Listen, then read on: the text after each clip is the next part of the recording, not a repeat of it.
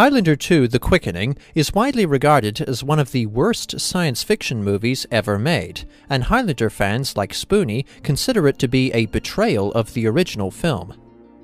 But I have to wonder if the fans' attachment to the first Highlander film resulted in a biased negative reception of the sequel.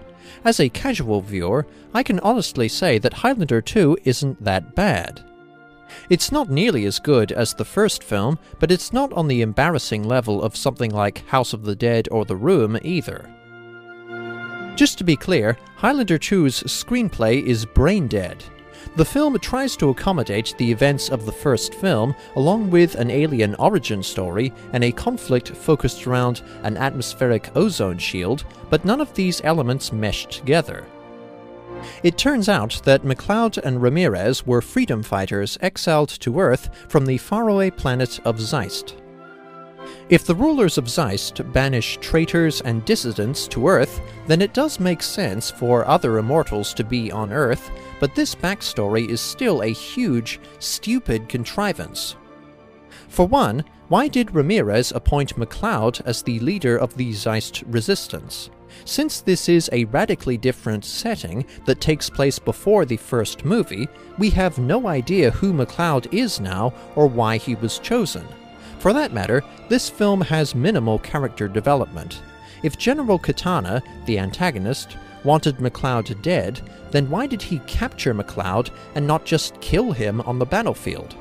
Why would the rulers of Zeist give exiled criminals a perk like immortality and set up such a complicated system involving quickenings and prizes? Immortality and ultimate knowledge seem like rewards to me. Moreover, why would the last immortal be able to return to Zeist if the whole point of the punishment was exiling a traitor? The Zeist backstory is an extremely awkward, unnecessary, and contrived attempt to establish the original film's characters and lore using science fiction elements, and it also creates a couple of plot holes. If MacLeod and Ramirez knew each other on Zeist, then why doesn't MacLeod know who Ramirez is on Earth? The Zeist backstory takes place 500 years before the present day of 2024, but if the teleportation process only sends people through space and not time, this screws up the franchise's entire timeline. Ramirez was almost 2,500 years old in the first film. He was born in ancient Egypt in 856 BC, had fought with Spartans, and had romanced a Japanese princess. How could Ramirez have lived so far back in our history if he and MacLeod were both sent to Earth only 500 years ago? Most importantly, there can now never be only one immortal, as there is an entire planet of people who could be banished to Earth and turned into new immortals at any time. I don't know what the creators were thinking with this contrived, continuity-ruining backstory. General Katana's plan is idiotic to say the least. MacLeod never returned to Zeist, which means one of two things. Either he was killed by another immortal, or he earned the prize and doesn't want to go back to Zeist, in which case he'll just die of old age. Either way, MacLeod will never bother Katana again. If MacLeod hasn't returned to Zeist in 500 years, indeed, 20 years after he claimed the prize, it's pretty likely that he never will come back. General Katana went out of his way to kill a person who didn't pose any threat to him, and even unwittingly rejuvenated and restored the immortality of MacLeod in the process. The main conflict of the film is set in motion by a ridiculous backstory and a dumb grudge.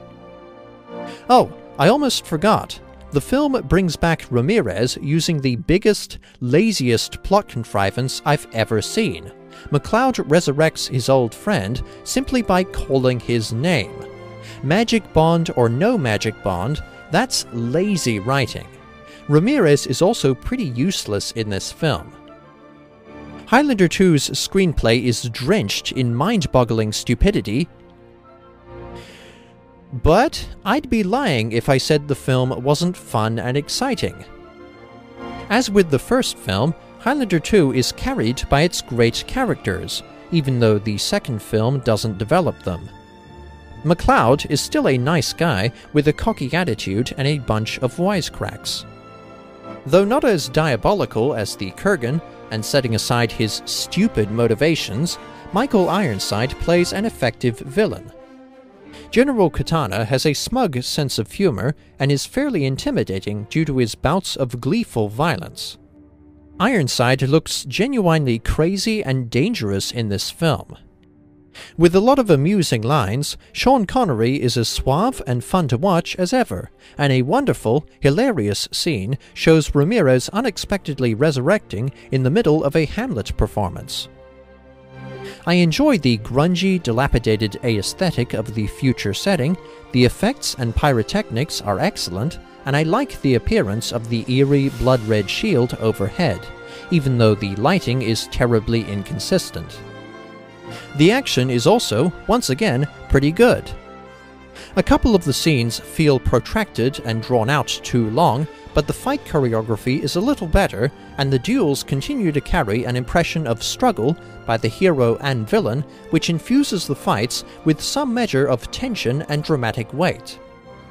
With set pieces ranging from hoverboard chases to a runaway train and a suicidal siege on the S.H.I.E.L.D. Corporation, the action is nice and varied, not to mention graphic, with a good handful of decapitations and people getting shot full of holes or burned alive.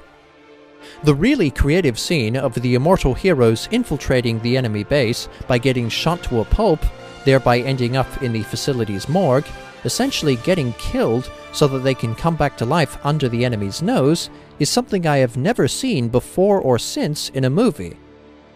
Highlander 2 has an abysmal plot, but the extreme stupidity was never a deal-breaker. Much in the same way that I like Madonna's cover of American Pie because it sounds pleasant, I can genuinely enjoy Highlander 2 because it's fun. What more can I say? This is why Highlander 2 is my guilty pleasure.